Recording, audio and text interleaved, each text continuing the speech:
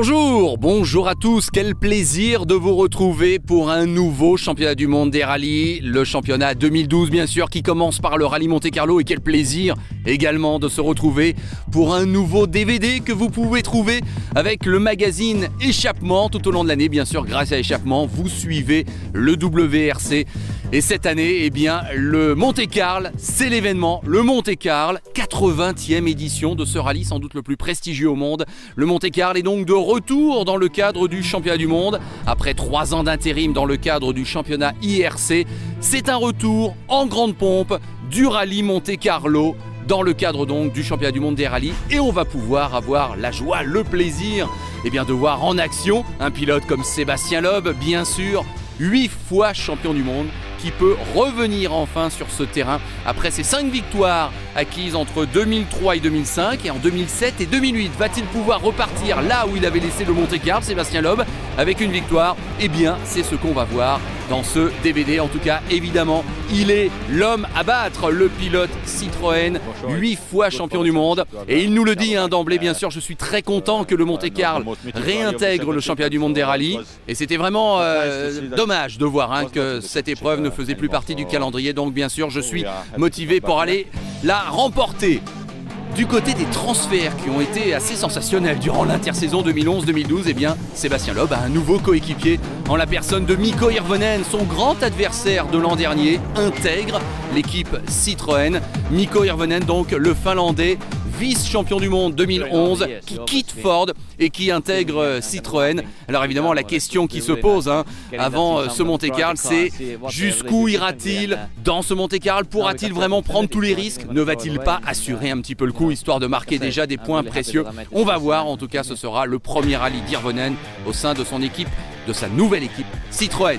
Mais l'adversaire numéro 1 désigné de Sébastien Loeb, c'est lui, Jari-Matti Latvala, le Finlandais qui reste, lui, chez Ford et qui a été désigné numéro 1 dans son équipe. Il nous le dit cette année, pour battre Loeb, pour battre Citroën, il faut certainement que tout se passe de manière parfaite, mais c'est l'objectif. Latvala qui a effectué une deuxième moitié de saison 2011 absolument superbe, avec une victoire au dernier rallye de l'année, le rallye de Grande-Bretagne. C'est lui donc le dernier vainqueur en date d'une manche de WRC, le nouveau coéquipier de Jari-Matti Latvala. Là aussi, autre transfert important, c'est Peter Solberg. L'aventure perso, si j'ose dire, s'arrête là pour Solberg, qui depuis quelques années avait monté son équipe privée. Maintenant, c'est fini, il intègre de nouveau une équipe officielle et il se retrouve donc chez Ford aux côtés de Jari-Matti Latvala. C'est évidemment un client qu'il faudra surveiller très attentivement. Voilà, ici au Monte-Carlo, c'est toujours très juste, ça peut passer ou ça peut casser. On verra bien pour Peter Solberg. Les Mini sont toujours là. Et oui, l'an dernier c'était un programme limité pour cette marque. Cette fois-ci c'est l'année complète qui est au programme, avec Dani Sordo comme pilote titulaire. Et normalement il est prévu une rotation à chaque rallye. Il aura un autre coéquipier différent. Pour ce rallye Monte-Carlo, eh bien c'est un Français qui a été élu comme deuxième pilote officiel Mini, Pierre Campana.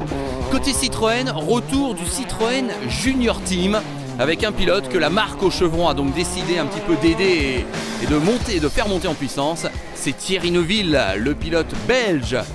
Gardons à l'esprit aussi que le nouveau patron de Citroën Racing, Yves Maton, qui remplace donc Olivier Quesnel, et aussi de nationalité belge en tout cas, a surveillé Thierry Neuville, 23 ans seulement.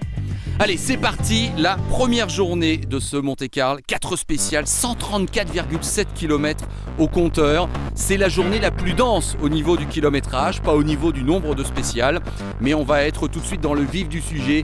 Et déjà, les équipes doivent choisir leur type de pneumatique. Ça va avoir une importance cruciale. Alors pour ce Monte-Carlo, ils ont le choix entre des softs, des super softs, des durs, des pneus hiver sans clous et des pneus hiver cloutés. Voilà, il faut choisir parmi ces 5 montes de pneumatiques. Et il faut parfois savoir sacrifier une spéciale pour privilégier la suivante où il y aura un petit peu plus de verglas peut-être. Tout cela dépend évidemment des renseignements que quelques personnes bien attentionnées et qui surtout ont été envoyées en éclaireur peuvent distiller du côté des équipes.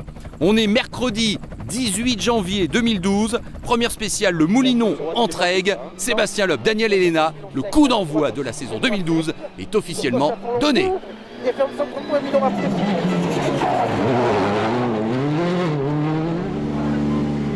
Eh bien autant vous le dire tout de suite, ça se passe très bien pour Sébastien Loeb qui gagne cette première spéciale.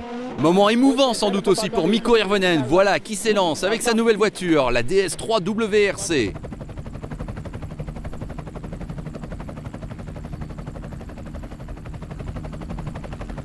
On est parti en pneus soft du côté de Citroën. Mikko Hirvonen se classe 3e de la spéciale. Il concède d'emblée 15 secondes à Sébastien Loeb. Jari-Matti Latvala, lui qui est parti en pneus super soft. Et il va souffrir dans la fin de la spéciale, concédant 22 secondes 2 à Sébastien Loeb. Oui, mais d'ores et déjà la question se pose. Est-ce que Latvala n'a pas un petit peu sacrifié cette première spéciale pour peut-être être bien mieux dans la deuxième? On va voir ça dans quelques instants. Dani Sordo.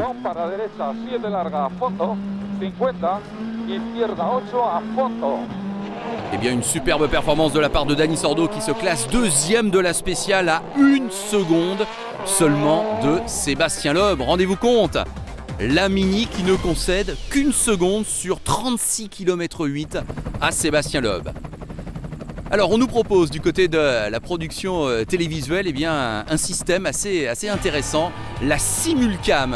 Alors au niveau du principe c'est simple, un seul axe de prise de vue identique, mais on peut comparer eh bien, le passage de 2 voitures différentes. Et là vous le voyez, eh bien, on peut comparer Dani Sordo avec la Mini et Jari-Matti Latvala avec la Ford Fiesta WRC. Et on se rend bien compte, effectivement, ça correspond au résultat de cette première spéciale. Eh bien la Mini est devant et prend l'avantage à la suite de ces 3-4 virages là que l'on vient de suivre.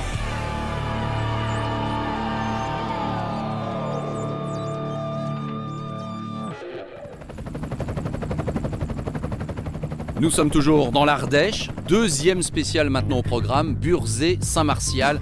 Encore plus de 30 km au programme.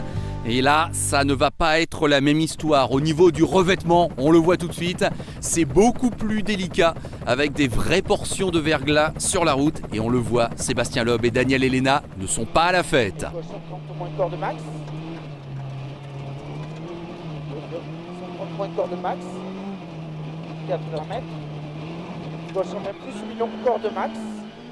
Oui, clairement, cela a été un mauvais choix de pneus pour Sébastien Loeb qui concède beaucoup de temps dans cette spéciale. On l'écoute.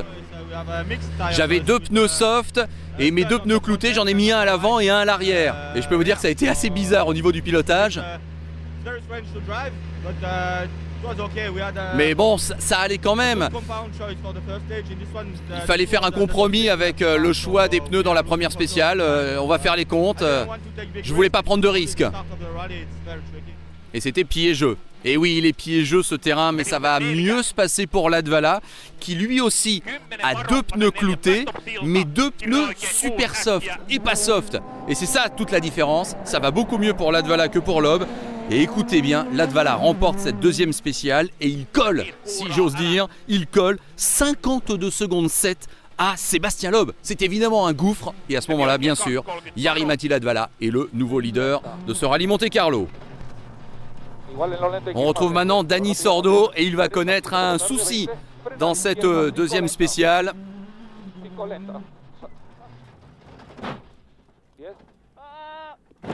Et voilà, un tout droit, il heurte ce pont.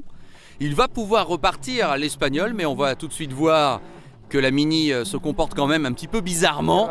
Comme on dit, elle roule en crabe.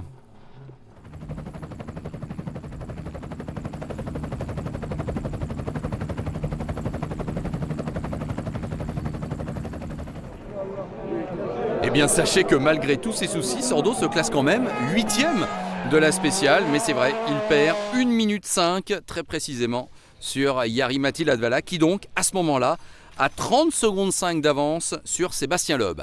Retour à l'assistance du côté de Valence. On sait que l'après-midi, eh bien, ce sont les 2 mêmes spéciales qui sont de nouveau au programme. Et là, de nouveau, va se poser la question du choix de pneus. En tout cas, le leader du Monte-Carlo, c'est bien lui, Jari-Matti Latvala, qui dit on a fait un super choix de pneus. Et pour l'instant, évidemment, on est bien content du coup qu'on a joué en quelque sorte à Citroën. Retour donc du côté du Moulinon et d'Entraigues pour l'après-midi.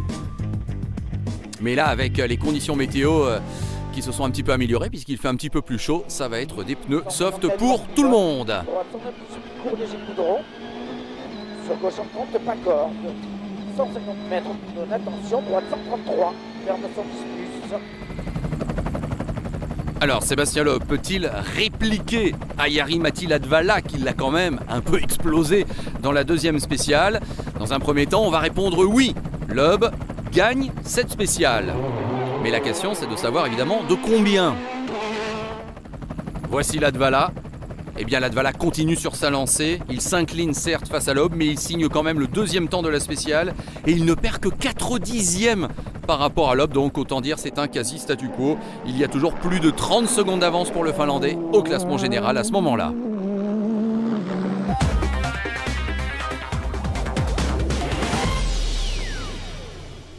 On retrouve la simulcam dans la deuxième partie de la spéciale comparatif entre Loeb et Latvala.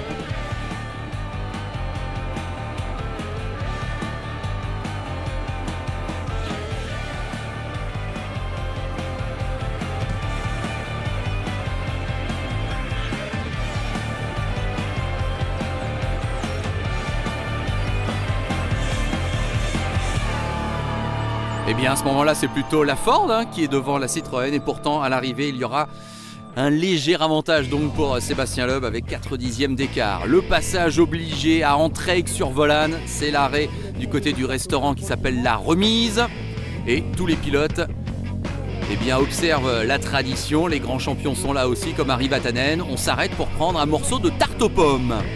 Guy Fréquelin, Jean Ragnotti, ancien vainqueur, Jari-Matti Latvala ne se prive pas lui aussi pour reprendre quelques forces. C'est sympa, voilà, ce sont les bonnes traditions du Monte-Carlo. Ça fait plaisir de retrouver tous les cadors du championnat du monde qui sont de retour sur ce terrain. La 4e spéciale et ça va être l'image choc de la première journée. Nous sommes avec le leader du Monte-Carlo et regardez ce qu'il va se passer pour Latvala. C'est l'accident pour le Finlandais. Et le pilote de la Ford Fiesta ne pourra pas repartir car cette année, la règle que l'on appelait la règle du Super Rally qui autorisait un pilote qui était sorti à revenir le lendemain, et bien cette règle, pour le Monte-Carlo en tout cas, n'est plus en vigueur, elle n'est pas appliquée. D'ailleurs, elle a aussi changé de nom, on ne dit plus Super Rally mais on dit Rally 2. En tout cas, donc Latvala le dit, c'est de ma faute, je suis arrivé trop vite dans ce virage, j'ai pas fait spécialement attention à la note, j'ai juste vu le virage qui était un petit peu plus serré que ce que je croyais. Et je n'ai pas pu redresser, donc c'est de ma faute. Et bien là c'est évidemment un coup de théâtre terrible et osons le dire, c'est peut-être dès ce moment-là le rallye Monte-Carlo qui est un petit peu décapité car on se doutait bien que le duel Latvala-Loeb était très bien parti, on espérait en tout cas qu'il se poursuive le plus longtemps possible, mais dès cette première journée donc Latvala n'est plus là et ça libère forcément la voie à Sébastien Loeb. Alors il faut quand même qu'on parle de Sébastien Ogier qui après une année difficile de cohabitation avec Sébastien Loeb donc a quitté Citroën. Il a été recruté par Volkswagen qui arrivera officiellement l'an prochain. Et bien cette année Ogier va faire tout le championnat avec une Skoda Fabia S2000 pour continuer de garder la main en quelque sorte. Et pour l'instant ce que fait Sébastien Ogier avec une voiture bien moins puissante que les WRC est tout à fait exceptionnel. Il a pris par exemple la 3e place lors de la 2e spéciale. Il est à la fin de la première journée 4e au classement général, écoutez bien, 4e au milieu des WRC. François Delcourt est également là, le pilote français, ancien vainqueur du Monte-Carlo, c'était en 94, à bientôt 50 ans. Eh bien il n'a rien perdu François Delcourt, il est 7e à l'issue de la première journée et ça nous fait bien plaisir évidemment de le retrouver. Thierry Neuville, ça commençait bien son rallye, il était 8e au classement général après les 3 premières spéciales, mais regardez ce qu'il va se passer dans la 4e spéciale, tout comme Jari-Matti Latvala. Hélas, le pilote belge va partir à la faute. Très très dur et la sortie sera large.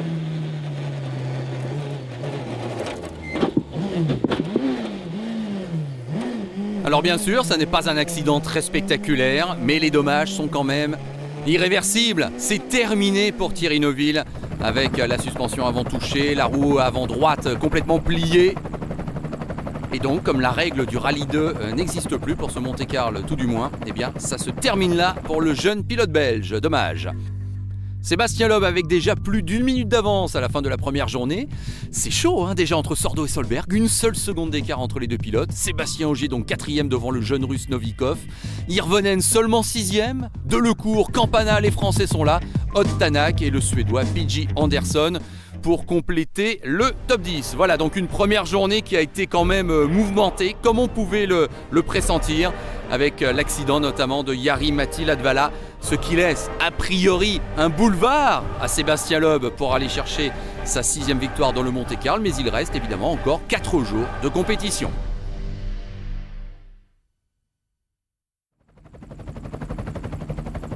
On attaque maintenant la 2e journée de ce Rallye Monte-Carlo, 80e édition du nom pour la 35e fois dans le cadre d'un championnat du monde. Il y a 6 spéciales au programme pour cette 2e journée.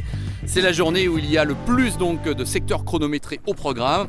Et ça commence le matin, toujours en Ardèche. Ensuite, on ira un petit peu du côté de la Haute-Loire. Sébastien Loeb est donc en tête avec plus d'1 minute d'avance. Et déjà, on sait qu'il va y avoir un beau duel, certainement, durant toute cette journée pour la 2e place entre Dani Sordo et Peter Solberg. C'est parti pour Sébastien Loeb et Daniel Elena.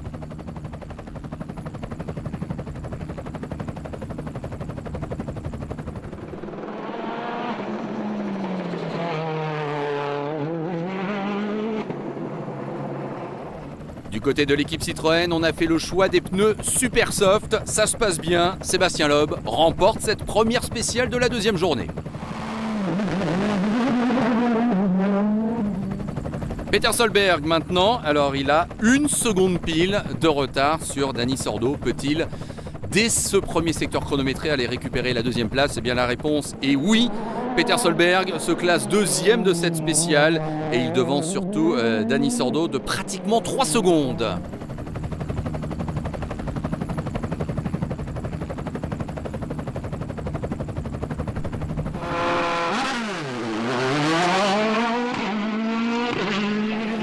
Quant à Mikko Hirvonen, il continue de se familiariser avec sa voiture, sa nouvelle équipe.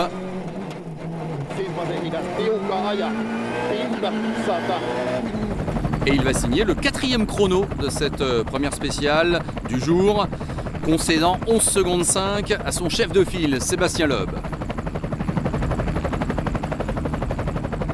A noter que 3 Français se classent entre la 6e et la 8e place dans cette spéciale. François Delcourt, Sébastien Ogier et Pierre Campana dans cet ordre. La spéciale numéro 6, la fameuse spéciale de Saint-Bonnet-le-Froid qui est toujours au programme du Monte-Carlo depuis 2007. Autre grand nom. On voit quand même qu'au niveau des conditions météo, ça aurait pu être pire. On a connu des éditions du Monte-Carlo où il y avait bien plus de neige, de froid, de glace ou de verglas. Donc ça s'apparente vraiment à un rallye sur asphalte, ce Monte-Carlo 2012. C'est parti pour Sébastien Loeb. On va faire un bilan sur gauche en 42 points très long. Et droitier. Le public français qui répond présent sur le bord des routes. Beaucoup de monde pour regarder le multi-champion du monde en action et Sébastien Loeb qui gagne cette spéciale également. Ouais, les spéciales sont propres. Il n'y a pratiquement pas de piège. Il y a juste des petites portions de goudron où ça glisse un peu. Mais il n'y a pas de glace, donc ça va. Voilà, satisfait. On en est à la 6e spéciale depuis le début du rallye. Sébastien Loeb en a déjà remporté 5. C'est pour vous dire qu'il domine son sujet. Mikko Hirvonen va prendre la 2e place de cette spéciale. Ça y est, le premier doublé de Citroën a été signé. Et c'est donc à l'occasion de ce 6e secteur chronométré.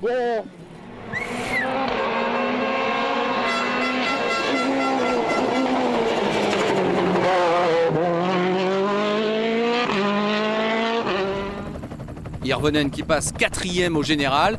Et puis le duel que l'on attendait a bien lieu. Sordo-Solberg pour la 2e place.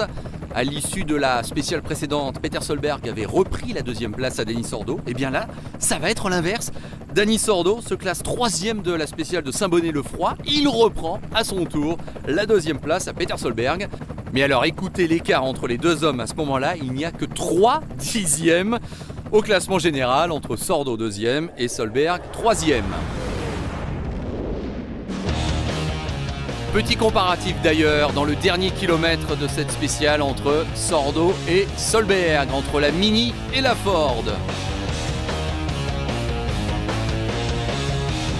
Et cette simulcam est assez intéressante parce qu'on s'aperçoit qu'en fait ils sont dans un rythme absolument identique.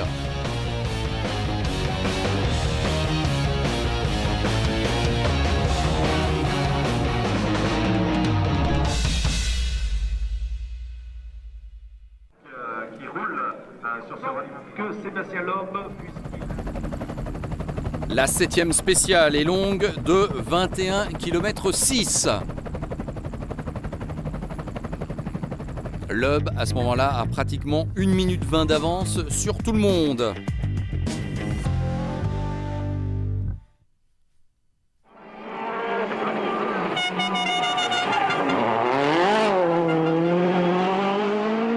Et le Français est souverain. Il a déjà remporté le Monte-Carlo dans le passé à 5 reprises. Personne n'a gagné plus de fois cette épreuve mythique que Sébastien Loeb. Il enchaîne par une nouvelle victoire. De goudron extérieur sorti. Et droite sortie sous plus selon tard. Et gauche sur bilan pas corps. Et Peter Solberg, eh bien, il prend la 2e place de la spéciale. Et vous avez peut-être d'ores et déjà compris ce que cela signifiait. Eh bien oui, il reprend une nouvelle fois la 2e place à Dani Sordo. Il y avait 3 dixièmes d'écart entre les deux hommes. Au sortir de cette spéciale, il y a 3 secondes 7 à l'avantage du Norvégien.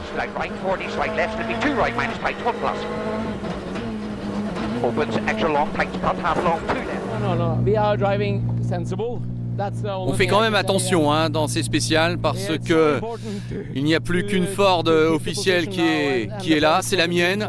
La Dvala n'est plus là, donc je pense qu'il faut quand même assurer le coup et marquer des gros points pour Ford. Voilà, il le dit, Solberg, compromis, faut-il attaquer, faut-il assurer le coup?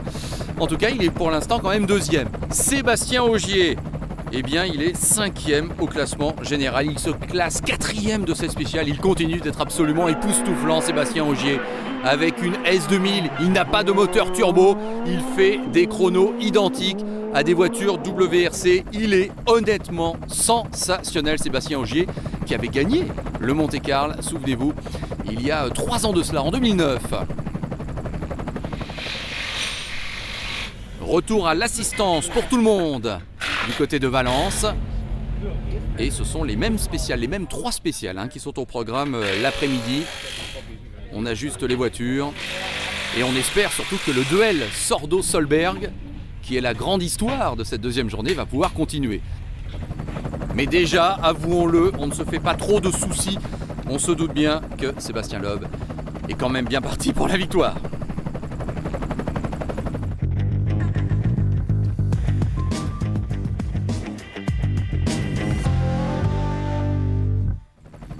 On repart donc pour le 8e secteur chronométré.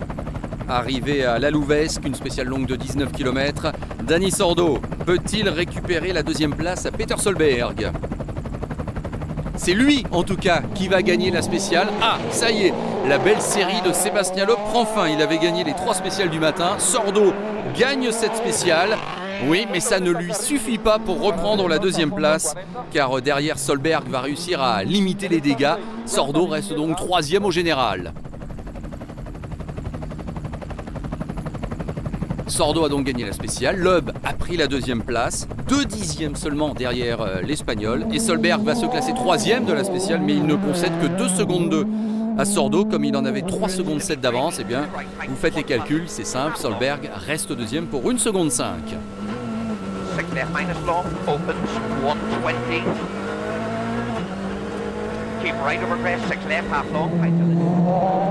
A noter que pour cet après-midi du 2e jour, tout le monde est en pneus soft. C'est le cas notamment d'Evgeny Novikov, copiloté par le français Denis Giraudet. Ah, on s'en souvient, l'an dernier, Novikov, un petit peu impétueux.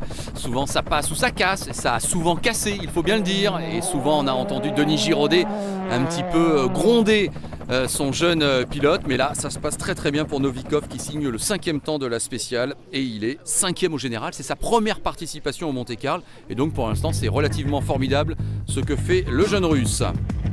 La 9e spéciale Saint-Bonnet-le-Froid, cette boucle longue d'un petit peu plus de 25 km. On retrouve Sébastien Loeb qui va reprendre son rythme. Gauche à fond sur attention 80 mètres, gauche 140 pour roue.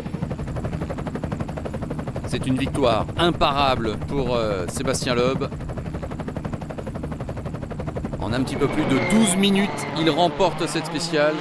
Et son avance à ce moment-là est pratiquement d'1 minute 30 sur le 2e. Un deuxième qui est toujours Peter Solberg, qui résiste à Dani Sordo, mais la lutte est très serrée, très intéressante entre les deux pilotes. Il reste une spéciale à disputer dans cette deuxième journée. La voici, la 10e du rallye. Et tout comme la veille, eh bien, cette dernière spéciale va avoir son lot d'action et de rebondissements. On commence avec Sébastien Loeb.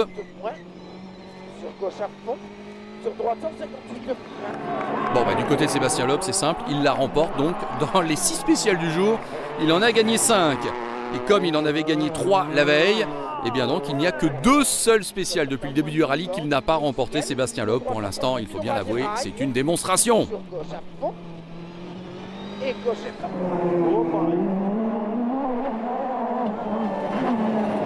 Peter Solberg, 2 secondes 4 d'avance avant ce 10e secteur chronométré sur Dani Sordo. Va-t-il les conserver?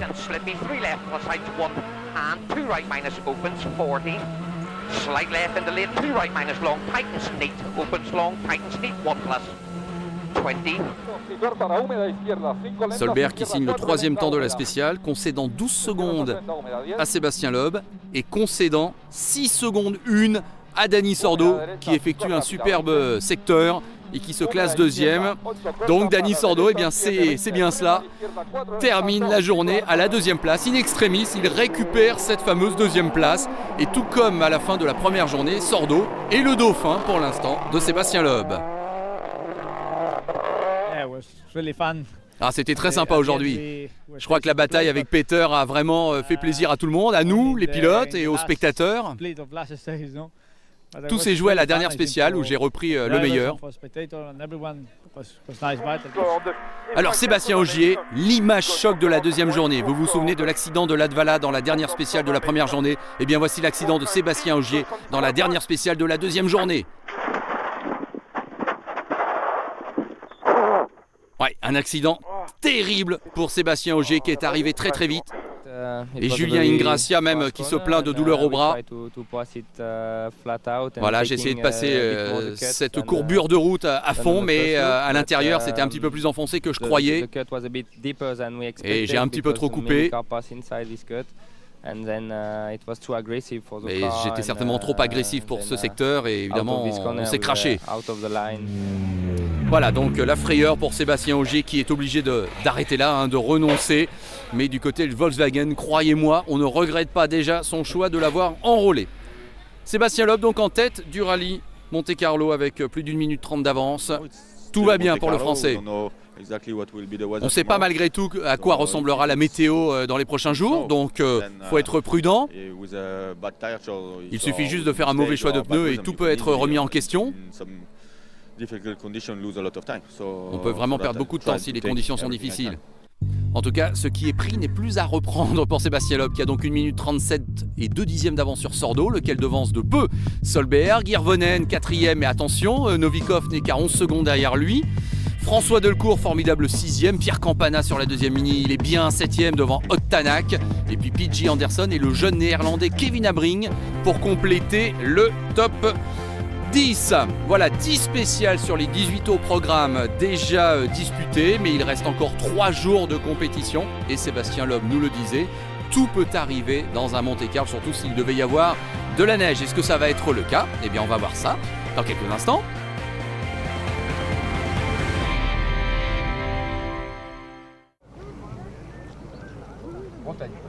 Seulement 3 spéciales au programme de cette 3e journée, totalisant un petit peu plus de 77 km. Et toujours les incertitudes concernant la météo et le choix des pneus. Vous voyez, il pleut quand même au matin de cette 3e journée. Ça n'est donc pas la neige que l'on pressentait pour certains, mais il pleut quand même et c'est donc à prendre en compte. Faut-il prendre des pneus soft, des pneus super soft, des pneus cloutés? Tout le monde s'interroge. On a vu que chez Citroën on avait pris des pneus cloutés. On a voulu faire la même chose chez Mini, mais c'était trop tard. Donc il faudra se contenter de pneus super soft. On va voir si ça a une incidence.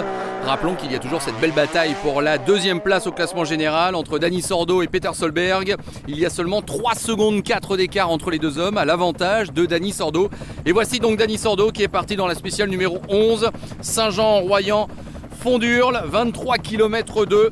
Dani Sordo qui va se classer seulement 5e. Eh bien, vous avez tout de suite deviné que ça signifie qu'il perd sa deuxième place. Voici Peter Solberg.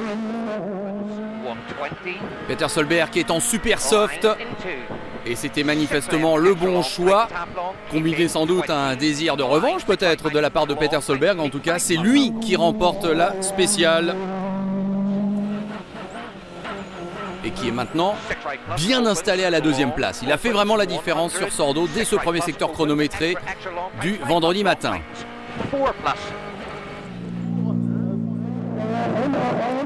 François Delcourt, il est aussi en super soft. Plus gauche à fond long, dans 50 mètres, droite 90 cordes. François Delcourt et son copilote Dominique Savignoni. François Delcourt, vainqueur du Monte-Carlo en 94 et qui se classe deuxième de la spéciale. Droite 95, tard. Plus gauche 105. Gauche 105, 50 mètres, droite à fond long. Evgeny Novikov, qui est en pneu super soft et clouté malgré tout. Eh bien, le choix n'est pas mauvais. Troisième de la spéciale. Donc, c'était une spéciale quand même assez surprise qui vaut la victoire de Peter Solberg. François Delcourt, donc, deuxième. Evgeny Novikov, troisième. Ottana, quatrième. Dani Sordo, cinquième. Et Sébastien Loeb, me direz-vous, eh bien, Sébastien Loeb doit se contenter du sixième chrono, bien sûr. Son avance était importante, donc il peut se permettre de concéder un petit peu de terrain, mais manifestement, les pneus soft et cloutés choisis par Citroën n'étaient pas la meilleure option pour cette spéciale. Mais ça sera peut-être la bonne option pour les spéciales suivantes. La voici la 12e spéciale. Mikko Hirvonen en caméra embarquée.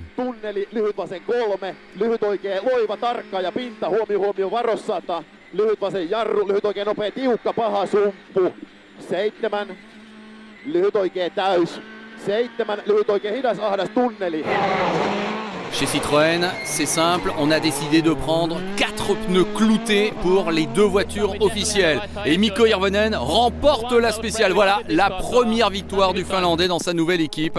C'est lui qui s'impose dans cette spéciale. Cette spéciale avec Pierre Campana, le pilote corse, 26 ans, le Français, qui avait marqué 2 points lors du dernier Rallye de France Alsace en 2011. Eh bien, fait une superbe performance. Il se classe 3e de la spéciale derrière le duo Hirvonen-Loeb. Et regardez comme c'est difficile ce secteur quand on n'a pas de pneus cloutés, car là franchement du côté du col de Godissart, eh bien, il y a de la neige, de la glace et Dani Sordo peine. Il va pourtant prendre la 4e place de la spéciale, Dani Sordo. Mais il n'a pas les bons pneus, c'est une évidence. Vous vous souvenez certainement de cette spéciale l'an dernier, c'est elle qui avait décidé de l'issue du Monte-Carlo avec Brian Bouffier qui, avec une averse de neige, avait su faire la différence. Eh bien, Dani Sordo là a souffert. Il a concédé plus de 38 secondes à Mikko Hirvonen. Et comme il le dit, eh bien oui, on a fait un mauvais choix de pneus incontestablement. Mais ça va être encore pire pour Peter Solberg.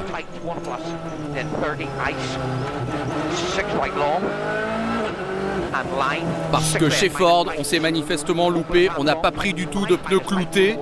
C'est 2 pneus hiver devant et 2 super soft derrière pour Peter Solberg. Et là, avec ces conditions de route, c'est pas bon.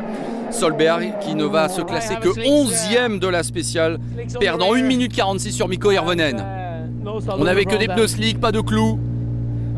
Il y avait de l'aquaplaning dès le début, j'ai même failli sortir dès les premiers mètres, c'était incroyable. Donc évidemment, au classement général, eh bien, Dani Sordo s'envole pour la 2e place. Il a à ce moment-là 57 secondes 6 d'avance sur Peter Solberg, alors que les 2 hommes étaient vraiment à la lutte pour la 2e place. Comparatif entre Peter Solberg, donc 2 pneus hiver et 2 pneus soft, et Dani Sordo, 2 pneus hiver à l'avant, 2 pneus hiver à l'arrière.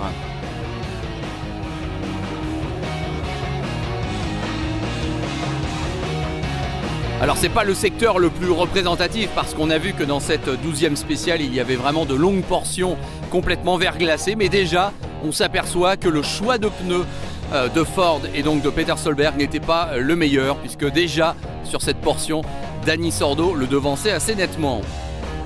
Comparaison maintenant avec Hirvonen qui a remporté cette spéciale et qui avait 4 pneus cloutés, avec Peter Solberg qui donc lui était le moins bien loti de tous les grands favoris. Donc normalement ça va être assez évident, Hirvonen va être devant Solberg.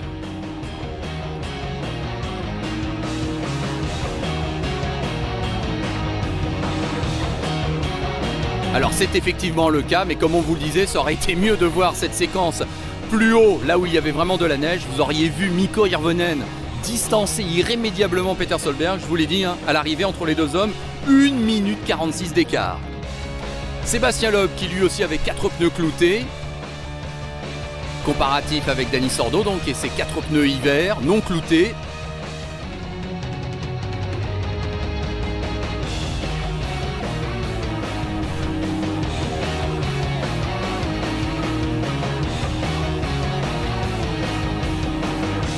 Et bien là encore, ça n'est peut-être pas représentatif puisque Dani Sordo fait quasiment jeu égal avec Sébastien Loeb, et pourtant à l'arrivée de la spéciale, il y aura bien 36 secondes d'écart entre les deux hommes et à l'avantage du pilote Citroën.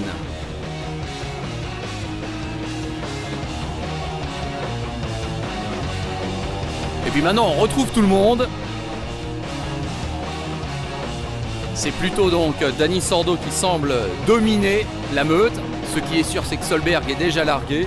Mais Sordo donc ne gagnera pas la spéciale. C'est bien Hirvonen qui va la remporter devant Loeb.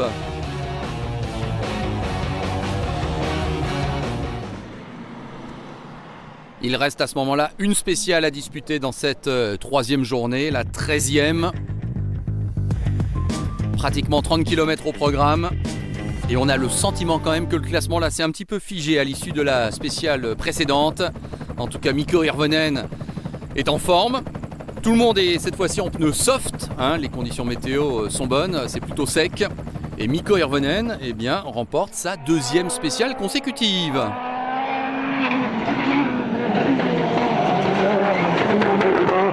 Et attention, il revient comme une fusée sur Peter Solberg.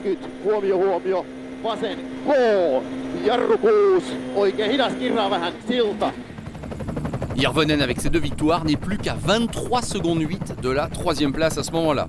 Sébastien Loeb, solide 2e de la spéciale et toujours solide leader de l'épreuve bien sûr.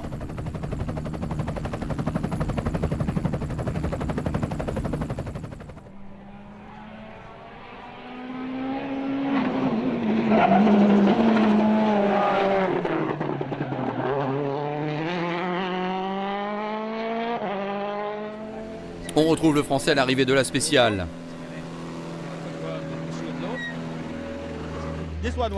C'était un secteur, c'était quasiment l'équivalent d'une spéciale sur asphalte. Moi j'ai une avance assez confortable, je ne veux pas prendre de risques.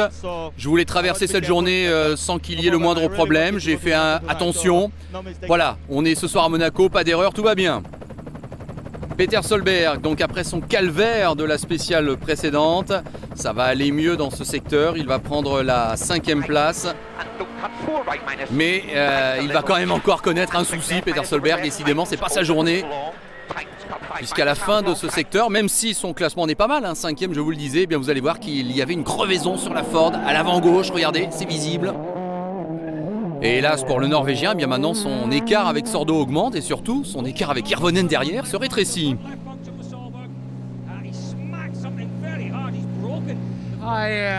J'ai trop coupé un virage, c'est ma faute, ça arrive.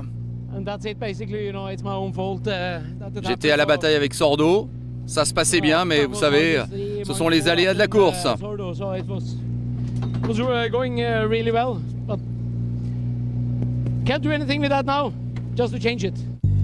Le classement à la fin de la 3e journée, Sébastien Loeb largement devant tout le monde.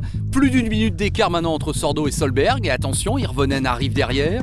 Novikov solidement installé à la 5e place. François Delcourt, Pierre Campana, Ott Tanak solidement installés 6e, 7e et 8e. Et puis c'est Armindo Araujo, le pilote portugais sur Mini, qui arrive dans le top 10.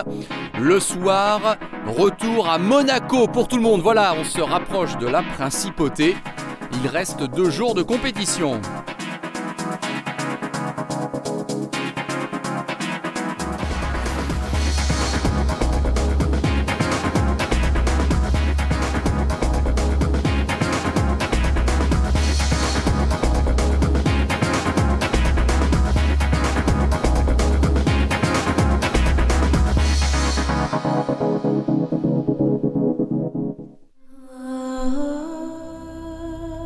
Il y a 4 spéciales au programme de la 4e journée. J'en profite pour vous dire que dans ce DVD échappement spécial Monte-Carlo 2012, eh bien n'hésitez pas à aller voir du côté des bonus avec un retour sur l'édition 1985 du Rallye Monte-Carlo. Voilà des images d'archives qui feront plaisir à beaucoup de monde, j'en suis sûr, et qu'il ne faut pas louper. Je vous laisse aller découvrir ça.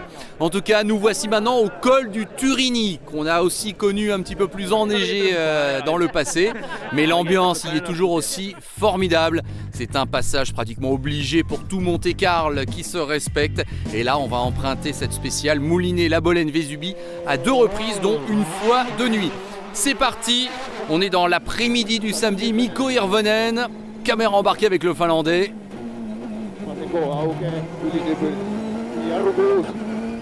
Je vous rappelle que Mikko Hirvonen est 4e au général, qu'il n'est plus qu'à 23 secondes 8 de Peter Solberg et donc de la 3e place, et qu'il avait remporté les 2 dernières spéciales de la journée précédente. Et bien Mikko Hirvonen continue sur sa lancée. C'est lui qui remporte ce premier secteur de la journée. Donc ça fait 3 victoires consécutives pour Mikko Hirvonen, qui donc forcément se rapproche encore un petit peu plus de Peter Solberg.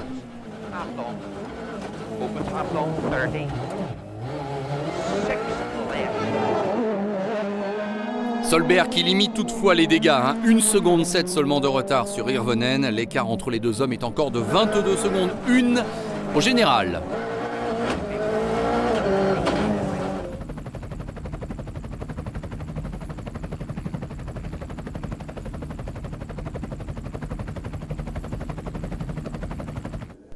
On va retrouver le système simulcam et un comparatif entre Hirvonen et Solberg qui se battent donc pour la 3e place. Nous sommes 18 km après le départ de la 14e spéciale.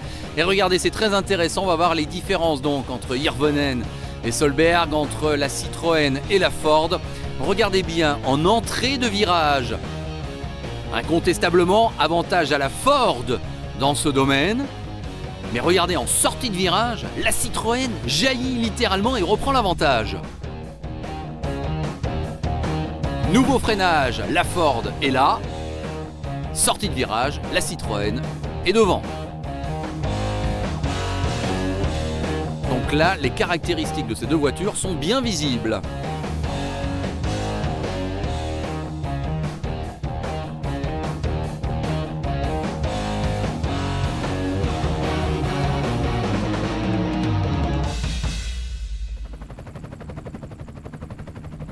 Sébastien Loeb a pris la 3e place de cette spéciale. Il est toujours largement en tête. Dani Sordo est bien accroché maintenant à sa 2e place. Et donc finalement le dernier enjeu, c'est la bataille pour la 3e place entre Solberg et Hirvonen. 15e spéciale Lantos-Lucéram. Un petit peu moins de 19 km. Et Peter Solberg a sans doute senti le danger. Hirvonen, il va parfaitement répliquer le Norvégien. Il remporte ce secteur chronométré. Into slack left opens 20, hairpin left, double tight. Into 6 right minus and line, 3 left plus half long tights, 2 minus tights, 20, hairpin right, double tight. C'est sa 4e victoire de spécial, Peter Solberg, depuis le début du rallye. On peut signaler, tiens, au passage, que Sébastien Loeb n'a plus remporté la moindre spéciale depuis la 10e à la fin de la 2e journée. C'est ce qui s'appelle aussi contrôler la situation. J'essaie de garder ma position. 3e, c'est important. Ce serait important pour Ford. J'avais peut-être une chance d'aller chercher Sordo, mais maintenant je crois qu'il faut être réaliste. En plus, j'ai fait une petite faute à la fin du secteur. Ça m'a coûté quelques secondes. Je pense que Mikko va me reprendre encore un petit peu de temps, mais j'espère pas trop. Eh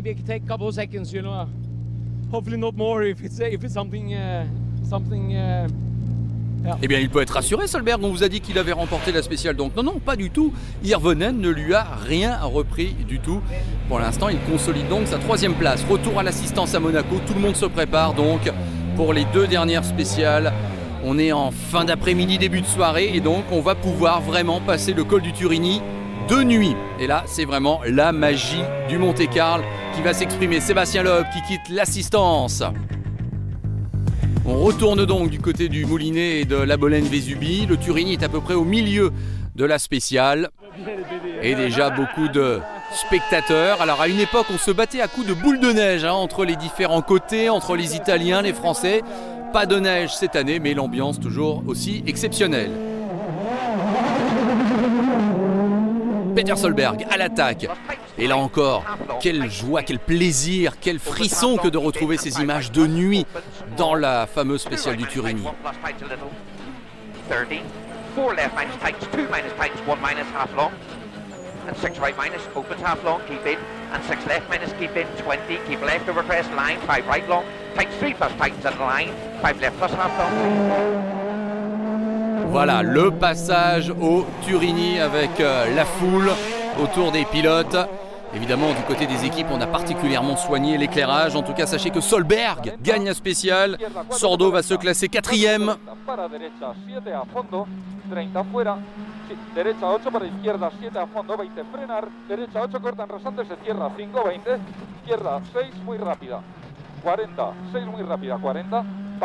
A noter que Sordo a perdu quand même une grosse trentaine de secondes depuis le début de la journée sur Peter Solberg. Heureusement qu'il avait plus d'1 minute d'avance avant le début de cette avant-dernière journée.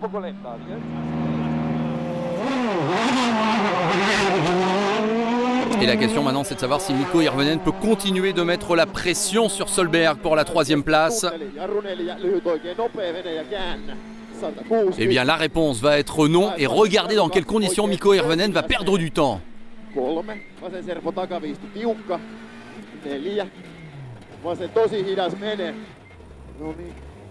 Et oui, le tête à queue avec une spectatrice qui se souviendra longtemps d'avoir vu comme ça la Citroën d'un vice-champion du monde de rallye s'arrêter à quelques centimètres d'elle. Donc voilà comment Mikko Hirvonen va perdre en quelque sorte ses derniers espoirs d'aller peut-être chercher le podium. Le crève-cœur pour P.J. Anderson, le pilote suédois qui était dans le top 10, il était 9e. Un problème mécanique qui vient hélas le stopper en plein élan, vous le voyez, début d'incendie sur sa Proton. Et donc ça va s'arrêter là pour le Suédois. C'est le dernier rebondissement en ce qui concerne les pilotes classés dans les points. Et la dernière spéciale au programme en ce samedi 21 janvier. C'est donc toujours Lantosk et Lucéram. Avec une nouvelle victoire pour Peter Solberg, qui réagit bien et qui conserve sa 3e place. C'est vrai que la menace Hirvonen a existé, mais comme il le dit, c'est super parce que là j'ai bien réagi, puis l'atmosphère comme ça, c'est spécial de nuit, c'est extraordinaire.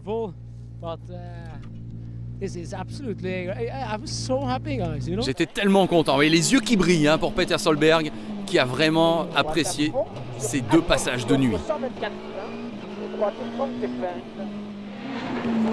Solberg a donc été le grand bonhomme de cette avant-dernière journée avec 3 victoires de spéciales consécutives. Sébastien Loeb se classe 2e de la 17e spéciale. Voilà, il n'est plus qu'à une seule spéciale de la victoire. Et cette dernière spéciale, c'est la Power Stage. Elle ne fait que 5 km, donc tout va bien pour Sébastien Loeb. C'est vraiment fantastique de piloter ici, le col du Turini, la nuit, l'atmosphère. C'était sec, c'était rapide, il y avait des feux partout, une bonne ambiance. Voilà, tout le monde a vraiment apprécié Sébastien Loeb. 2 minutes 41 secondes d'avance maintenant sur Sordo. Solberg, pas si loin que ça finalement de l'Espagnol, il est revenu à 19 secondes. Mikko Hirvonen a abdiqué, il se contentera de la 4e place. Et puis derrière, Delecourt, Campana, Tanak. Et ça reste chaud entre Prokop et Araujo pour la 9e place. Il ne reste donc plus qu'une seule spéciale, la 18e, la fameuse Power Stage, qui va donner 3 points à celui qui la remporte, 2 points à celui qui se classe 2e, 1 point à celui qui se classe 3e. On retrouve tout de suite Evgeny Novikov. Alors c'est sûr, c'est pas un pilote du calibre des Loeb, Hirvonen, Solberg ou Sordo, mais c'est un pilote en devenir. Et ce qu'il fait dans cette Power Stage est formidable. Il prend la 3e place et la 5e place au général de ce rallye Monte-Carlo pour une première participation. Croyez-moi, c'est un authentique exploit qu'a signé Evgeny Novikov. La 2e place de la Power Stage, elle revient à Mikko Hirvonen, qui se classe 4e au général, plus 2 points de bonus dans la Power Stage. Le bilan sera bon, évidemment, pour Hirvonen. Peter Solberg peut-il gagner la Power Stage? Eh bien, la réponse va être négative. Peter Solberg devra se contenter de la 6e place. Mais en tout cas, il monte sur le podium de ce Monte-Carlo 2012. Dani Sordo, qui aura fait lui aussi Un rallye Monte-Carlo exceptionnel avec la 2e place à l'arrivée, mais pas de points non plus dans la Power Stage où il prend la 4e place. Dommage.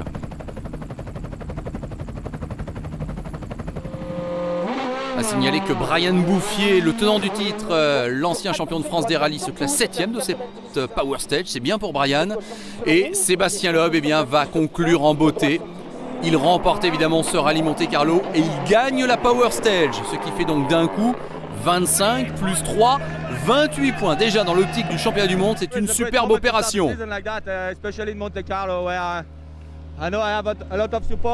J'ai beaucoup de supporters dans ce rallye Monte-Carlo, bien évidemment, c'est comme un 2e rallye à domicile en France.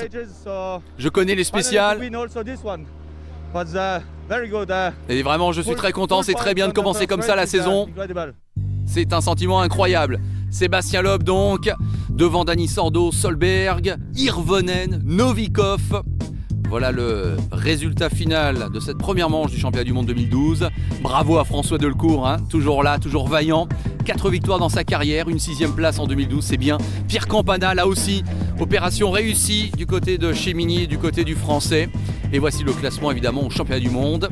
Avec 28 points d'un coup pour Sébastien Loeb, 14 pour Hirvonen qui a marqué 2 points dans la Power Stage. C'est sûr que ça commence très très bien pour Citroën, mais la saison ne fait que commencer. Il y a 13 rallyes qui sont prévus dans cette année 2012.